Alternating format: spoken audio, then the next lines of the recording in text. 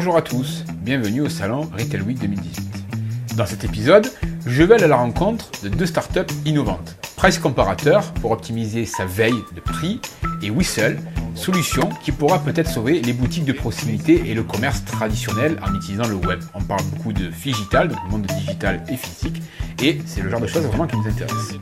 Ne manquez pas les prochains épisodes avec encore plus de solutions élaborées à découvrir. C'est maintenant au parc d'exposition de Versailles, suivez-moi.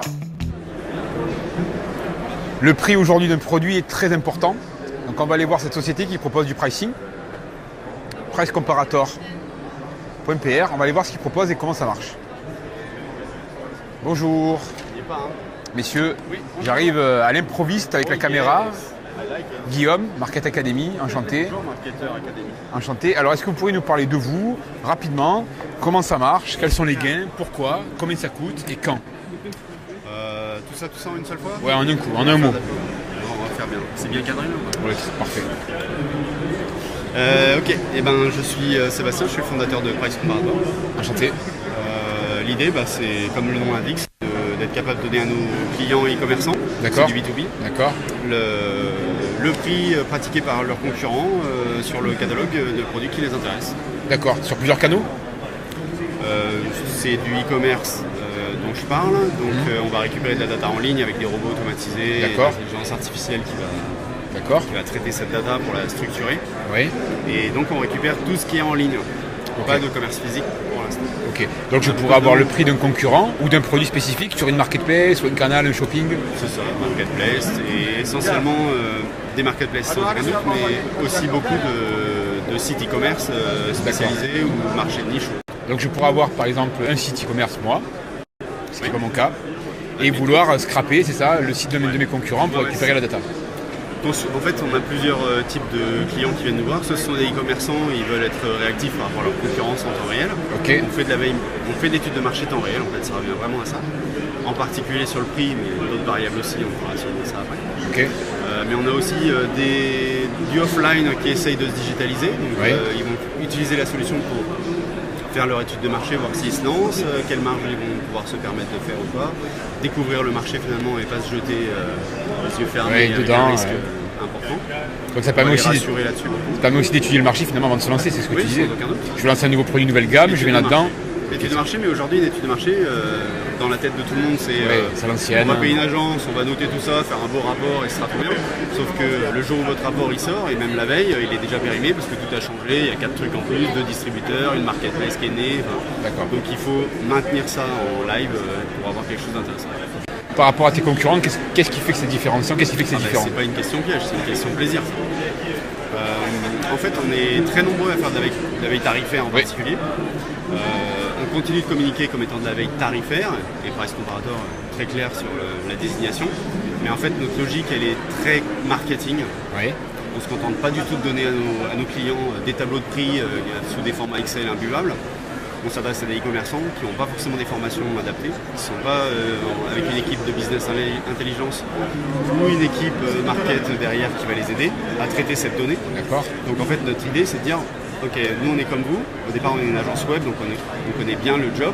Et si on a développé les outils, c'était pour aider l'agence web à faire du bon boulot. On va pas vendre un truc plus cher que les autres au moment où ça sort. Oui, c'est sûr. On se renseigne, on le fait bien, et après le client il est content. Donc on est dans cette logique et on pense comme notre client e-commerçant. Et du coup, on va lui donner des informations, seulement celles dont il a besoin. Donc on va lui donner des tableaux de bord qui sont très épurés, avec simplement, aujourd'hui, tu as 4 prix qui ont changé, qui t'intéressent. Tu as le tableau minimum avec les 4 trucs, tu regardes ça et c'est fini. Ça te prend 2 secondes et tu n'as pas un tableau Excel avec 1000 Une analyse de folie. Donc on va simplifier en fait cette veille et on va rajouter d'autres flux. Là, on a parlé de veille tarifaire, mais parce que le prix, c'est vraiment la variable incontournable. Importante. Mais si votre concurrent, il a baissé son prix de 20%, qu'est-ce qu'on fait? On s'aligne ou pas? Ok, on s'aligne, tant pis pour la marge. Ouais, mais il l'avait pas en stock. Donc en fait, tu as perdu juste 20% de marge, il n'allait pas en vendre.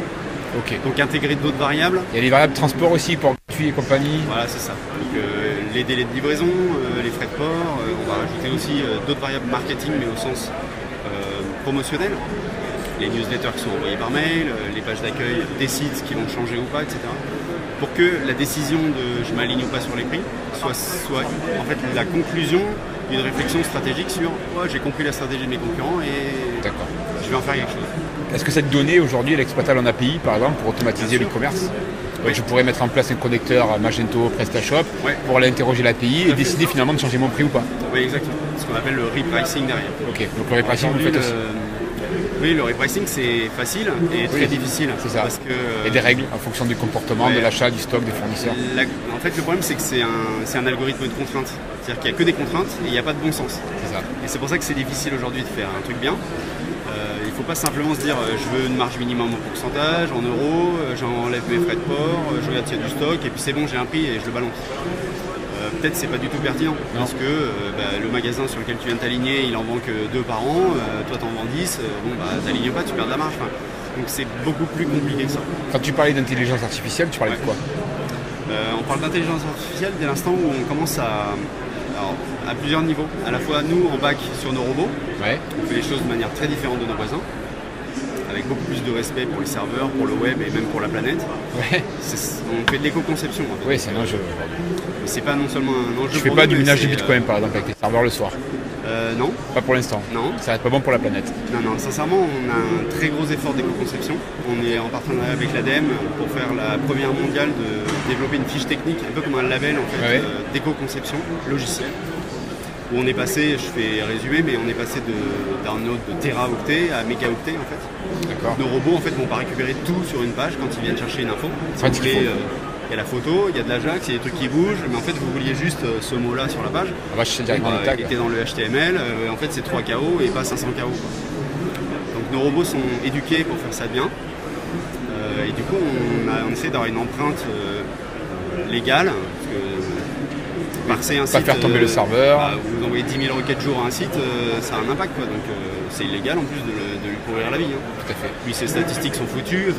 Alors est-ce qu'un e-commerçant pourrait mettre dans ses conditions générales qu'il interdit le robot et du coup interdire votre classage? Et du coup il interdit Google aussi. Alors il peut différencier, mais il est autorisé à interdire un robot, et dans ce cas tant pis. Le but en fait c'est de faire les choses moins de volume peut-être, mais avec de la qualité et accessoirement légalement et respectueux. Ok, ton prénom? Sébastien. Sébastien, on retrouvera dans la vidéo tout en bas la description avec le lien vers la société directement. N'hésitez pas à commenter sur la chaîne et on fera plaisir de mettre en relation si vous avez des questions. Merci beaucoup. Et avec plaisir, merci à toi. Bon, merci. Avec plaisir. Il y a les e-commerçants pure player, il y a également les e-commerçants qui ont aussi des magasins physiques et la problématique aujourd'hui avec le web c'est comment attirer des gens dans son magasin physique. On va voir ça tout de suite avec nos amis qui sont derrière. Bonjour messieurs, dames. Messieurs, dames. Guillaume Sanchez, Market Academy, agence e-commerce, YouTube, des vidéos, 400 vidéos. Donc on est venu vous poser des questions pour savoir qu'est-ce que vous faites, comment ça marche. Voilà, en 1 minute ou 2, expliquez-nous un petit peu et après on retrouvera votre vidéo sur notre chaîne. Alors nous on a des e-commerçants dans notre réseau, on n'a que ça. Voilà, donc en tirer les gens en magasin c'est important aujourd'hui. Il y a des commerçants pure player et des commerçants qui ont aussi des magasins physiques, c'est ça? C'est votre cible en fait? Absolument. Alors voilà.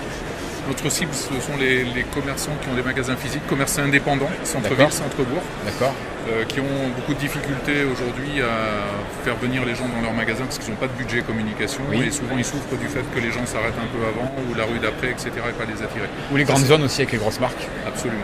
Ça c'est la première problématique. Notre deuxième problématique, c'était le consommateur que vous êtes, que je suis, qui en a assez au bout d'un moment, comme moi en tout cas, de recevoir des tas d'offres sur mon smartphone.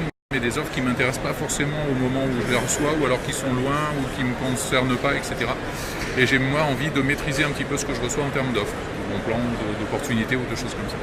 Partant de ces deux problématiques, on a créé une application qui aujourd'hui s'adresse aux commerçants de proximité, qui lui permet très facilement, très rapidement et à moindre coût d'envoyer une annonce, une offre. On lui conseille de ne pas envoyer de la remise parce que malheureusement c'est compliqué pour les commerçants et de la remise les attire plutôt vers le bas, mais plutôt de faire connaître leur collection, des modifications pour leur magasin, une nouvelle offre, etc. Du service, de la découverte. Absolument.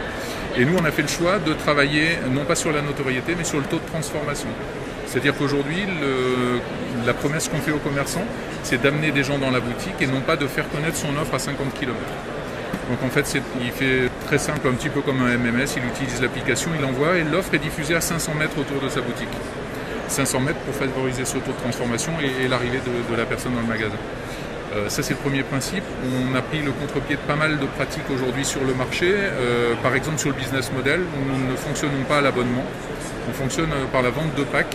On a un pack aujourd'hui, pour donner un exemple, 52 annonces valables 1 an, 89 €, soit le prix d'un café pour envoyer une annonce. D'accord. Qui sont des annonces éphémères, mais pour 1,70 €, on envoie une annonce à 500 mètres de son magasin pendant 1 à 24 heures. D'accord. Côté consommateur, notre appli, c'est aussi une particularité par rapport au marché, c'est que nous avons décidé de nous lancer dans un assistant bon plan et de ne pas avoir une appli de recherche active. C'est-à-dire que vous avez paramétré en tant que consommateur votre application en lui disant pour chaque jour de la semaine sur quelle tranche horaire vous souhaitez recevoir des annonces ou des notifications et les tranches horaires ou les jours où vous ne souhaitez pas du tout être dérangé. Et dans ces tranches horaires, eh bien, vous expliquez, vous choisissez un certain nombre de commerces ou de catégories de commerces qui vous intéressent. Vous fermez l'application, vous la laissez dans votre poche et vous l'oubliez. Et elle se rappelle à vous dès que vous passez dans le range d'un commerçant qui a envoyé une annonce qui correspond à vos critères. Du coup, la promesse pour le commerçant, elle est très claire pour nous, c'est de dire si le consommateur qui a choisi l'horaire, qui a choisi votre commerce et votre annonce l'intéresse et il a moins de 10 minutes à pied puisqu'il est à 500 mètres de votre magasin maximum, forcément il viendra. Et bien il va passer. Tout à fait. Et après vous faites votre job. Donc en fait vous allez sauver les centres-villes. C'est exactement comme ça qu'on nous appelle, les sauveurs du centre-ville. On est en train de se faire broder des capes d'ailleurs. Mais c'est bien tout ça. Après il faut bien que l'application soit bien distribuée, connue. Du coup forcément le coût finalement qui est dérisoire, ça vous permet à vous de développer ce réseau. Et plus il y aura de monde dans le réseau, plus vous allez avoir de la visibilité, et plus d'applications, et plus de gens satisfaits au final. Absolument. Vous savez qu'aujourd'hui le web ça fait mal. Ouais. Moi je connais des gens, même des amis à moi qui avaient des magasins de marques d'habits connus, des franchises. Aujourd'hui ils ont changé de métier. Ils sont plus commerçants, alors que ça fait des années qu'ils y étaient. Ce sont des métiers difficiles. Mais il y a des choses à faire. Okay. Vous retrouverez en bas de la vidéo donc le détail avec le lien directement et les coordonnées pour vous contacter. N'hésitez pas à poser vos questions et puis on vous mettra en relation avec plaisir. Merci. Merci beaucoup. Merci.